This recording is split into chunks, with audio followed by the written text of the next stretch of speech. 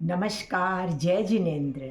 मैं मंजू आंचलिया फिर से आपका स्वागत करती हूँ। आज मैं आपको चिंतामणि पार्श्वनाथ के विषय में बताऊंगी। जैन धर्म के 24 तीर्थंकरों में प्रथम तीर्थंकर भगवान ऋषभ देव थे और अंतिम तीर्थंकर हुए भगवान महावीर। 23वें तीर्थंकर थे भगवान पार्श्वनाथ। प्रभु पार्श्वनाथ का नाम अचिंत्य महिमाशाली, सर्व कार्य सिद्धिदायक, संकट मोचक और शीघ्र फलदायी है। इसलिए उनका एक विशेषण प्रसिद्ध है, चिंतामणि पार्श्वनाथ। पार्श्व प्रभु के जीवन से हमें शिक्षा मिलती है कि क्षमा करने वाला महान होता है। क्षमा करने से आत्मा पवित्र और निर्मल बनती है।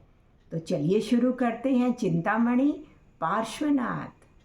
भगवान पार्श्वनाथ वाराणसी नगरी के महाराज अश्वसेन के पुत्र थे। इनकी माता का नाम वामा देवी था। वामा देवी ने 14 स्वप्न देखे और फिर पोषबद्दी दशमी के दिन 23वें तीर्थंकर के रूप में पार्श्वनाथ का जन्म हुआ। क्षण भर के लिए समूचा संसार प्रकाश से जगमगा उठा। पार्श्व कुमार जब युवावस्था में पहुँचे तब प्रभावती के साथ उनका विवाह हो गया। एक दिन पार्श्व कुमार ने अपने महल के झरोके से देखा कि नगरवासियों के झुंड एक दिशा में जा रहे हैं। पूछने पर पता चला कि कमट नाम के तापस की पूजा करने जा रहे हैं, जो पंचाग्नि तप की साधना कर रहा था। कमट का जीव अनेक योनियों में भटकता हुआ एक दरिद्र ब्राह्मण के घर उत्पन्न हुआ था। वह अनाथ कमट गलियों में भटकता, भीख मांगता, राजमार्ग पर पड़ा रहता था। एक दिन एक सन्यासी से तापस दीक्षा लेकर वाराणसी में गंगा नदी के तट पर आकर तप करने लगा। पार्श्व कुमार ने अपनी अवधि ज्ञान से देखा कि तापस की धूनी में एक लक्कड़ में एक नाग नागिन जल रहे हैं। उस अज्ञान तप का भंडाफोड़ करने और नाग नागिन को धर्म का सहारा देने हेतु पार्श्व कुमार वहाँ आए। तापस को धर्म की ओट में हो रहे अनर्थ को रोकने को कहा और अपने सेवक से वह लक्कड़ बाहर निकलवाया। धीरे धीरे सावधानी पूर्वक उस लक्कड़ को चीर करके सबके सामने झुलसे हुए सांप युगल को बाहर निकाला। सब हैरान रह गए। प्रभु ने उस जले हुए सांप युगल को नवकार मंत्र सुनाया। नवकार मंत्र सुनते सुनते ही उस सांप युगल ने प्राण त्याग दिए। वह सांप मरकर धर्मेंद्र देव बना तथा नागिन पद्मावती देवी बनी। तापस की निंदा चारों ओर फैल गई।